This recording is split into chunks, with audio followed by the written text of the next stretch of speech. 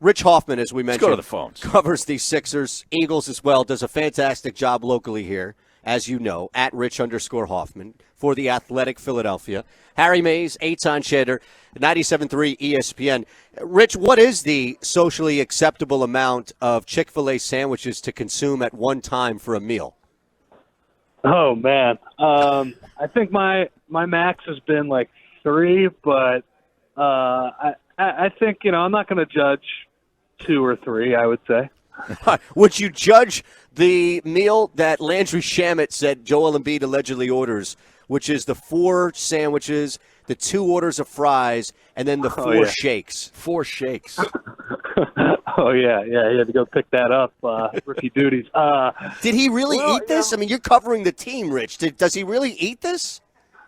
Well, he certainly eats it's funny. I always think this is kind of funny with all of the big deal they make about sports science and eating healthy. Yes. These guys do just eat burgers from time to time. There was a story the other day in the New York Times, Steph Curry eats 5 bags of popcorn after games. And he ranked them throughout the stadiums.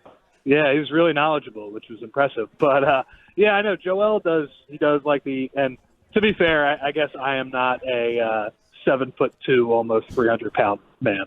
So, yeah. Well, okay, and this is where funny meets reality. Real quick, Harry, if I can jump in. This is where the funny meets reality is. If this were anybody else, I think we would just be having fun with it.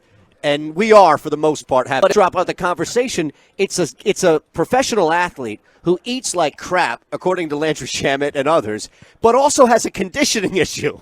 That's the issue that I think that we all look at. Yeah, I would hope that he's not eating like that at all times. But I mean, it's I don't know. It's something I think I'd like to look into more. But yeah, his conditioning certainly has been an issue when he misses time, and you would hope he's not just woofing down Chick-fil-A while that's happening. I don't know what the case is, though. All right, Rich Hofman, The Athletic, joining us at Rich_Hofman on Twitter. Let's get from his diet to his knee. How concerned should Sixers fans be about this knee, which appears to be, the latest mystery in the saga that is Joel Embiid? Yeah, it's pretty hard because you go to these availabilities and Brett Brown basically tells you, I don't know, every time. And I think there is a good level of truth to that. He doesn't know. As far as concern level, I think for the rest of the playoffs, I would be surprised if this knee is still not bothering him to a certain degree. It just wouldn't make sense for him to miss playoff games if it was just tendonitis that could get a little bit better. This is total speculation, but I wonder if there is something else going on there with that knee. Now, that said, I do think he could play through it. It seems like it's painful. It'll be interesting to see what they do for Game 4. Last night was big for them because they bought a couple more days off and still were able to win. But yeah, I think he will be able to play hopefully in the ensuing seasons if they are able to advance, or a series if they are able to advance. But I think this is something he's going to be dealing with through the whole playoffs. Well, was it discussed today at the media availability that maybe they shut him down for this series and just, save him for Toronto? That wasn't discussed. It was basically just what, how are you dealing with him? And, he's shooting around today. You can see he does, he warmed up last night. He's doing some work today, pick and rolls and post-ups and things like that. But that hasn't been addressed. I wonder if, though, with the win last night, Harry, if they think maybe we can try and buy another game because they have a couple days off after this one. And, they played very well last night. Ben Simmons was great, and pretty much everybody else in the starting lineup was great. Yeah, that was not specifically discussed today, but it's something – it's pretty much common sense to think, are they going to try and buy a couple more games? Yeah, and I guess, Rich, my follow-up to that would be how much of a deeper discussion do you think is going on in the building that you can look at what's going on right now and go back to October, go back to November, go back to December and say, hey, guys, maybe we can manage this a little bit better so that we're not trying to apply a Band-Aid on a major wound now? I would hope they think that. And I don't. To be clear, like I don't know, how this injury or how this consistent pain occurred, but the workload he had at the beginning of the year was insane. And right. I think it falls on a lot of people. I think it falls on the Sixers for not managing it better. It falls on Joel because he really is kind of a pain in the butt when they told him you're not playing. Brett Brown finally sat him down after like 30 games or something like that, and he went and he complained about his role in the offense. He was clearly frustrated about being sitting down when he was clearly gassed the night before. So I there's no argument from here. Like it needs to be managed better in future seasons. They need to give him more consistent rest early in the season. Like he should never be leading the NBA in minutes, and he was for a while.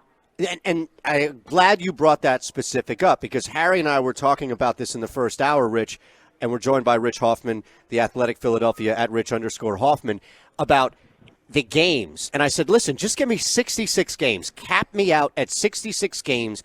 And then Harry brought up, and Josh, our producer, brought up, 64 this year, 63 last year. But it's the means to that end that needs to change, not just the amount of games. And you laid out perfectly, it starts game 1, game 10, game 15, not game 2 of the playoffs. Well, yeah, and I mean, they think about like how many games you played earlier in the year. You're hearing some of the struggles right now as a police car has by me. I'm sorry. Hopefully it's not you, because we need you for another couple of minutes. It's not me. I'm fine. But he hasn't played basketball for a few weeks at the end of the year. So, when game 1 of the playoffs starts, and credit to him for playing through whatever pain he was dealing with, but he was rusty. And, that comes from A, his conditioning level, and B, just not playing basketball for a while. It's a sport where you need a rhythm, and he's good enough to kind of overcome that at times. But yeah, you would prefer to see it kind of a more even schedule throughout the year, so he's not missing. I think he missed 14 of 24 games at the end of the season. That's just not the way you want it to be going into the playoffs. Hey, Rich, Ben Simmons had an awful game 1. He wasn't alone. He got booed. And game 2, he comes out with an aggression that I haven't seen enough of, and really took over from the start. And last night he played the same type of game on the road, and it might, maybe Jared Dudley had something to do with that, with his comments. Is this the new Ben Simmons, or are we going to keep having to have sort of disrespect kind of motivation to get him going? I'm a little skeptical of what it'll look like in the next couple series. Brooklyn they really don't have the defenders that the elite Eastern Conference teams have. You're going to see Kawhi Leonard in the next round if you make it there. And Jared Dudley is not Kawhi Leonard on the defensive end. Right. I think, we talk all the time about the lack of a jump shot and how that can hamstring him in the postseason, and that's what Jared Dudley's comments were about. But I think it's a good sign just to see him after that poor first game. And like you said, it wasn't just him, but he was really bad in the first game. He, like you said, he was aggressive, and he realized this team cannot guard me one-on-one. And even without my jump shot, I can get to my spots, I can shoot my hook shots, I can post these guys up in transition. And, even if it's a little bit unorthodox at this point, I think that's a good sign for his mentality that he took control in the last couple of games. Rich, how consumed are we with the head coach in Philadelphia compared to other areas and other markets and just other places in the NBA? And I know that we're not alone, but I feel like the conversation with Brett Brown changes. It's such a volatile one on a night-by-night basis here in Philadelphia, where he really isn't as responsible maybe for wins and losses that people would like to attribute on the fringe. I agree. I think, the role of an NBA coach is to handle the locker room primarily, make sure everybody is happy and getting their touches, and then it's also to formulate a scheme, and there's a million other responsibilities. There's media, there's dealing with all the sports science people, analytics people, all those things. I thought last night he had a nice night, though. they talked. All the players kind of talked about this, that in a huddle they had been running a play that had a lot of success, and Brett wanted to run a counter for it, and the players, it was Jimmy Butler, J.J. Redick, Tobias Harris, said, no, we want to do this the other way. And he let them do it the other way. And they got 2 3-pointers out of it. And I think that generally is like a good sign about like where the team is at from like their psyche, and that's healthy. Yeah, I agree with you. Like I think we micromanage losses and give them too much credit sometimes for wins. Sometimes it's as simple as like the 3-pointers didn't go in. And, he can draw up all the great plays you want, but if they don't make the threes, then it doesn't really matter.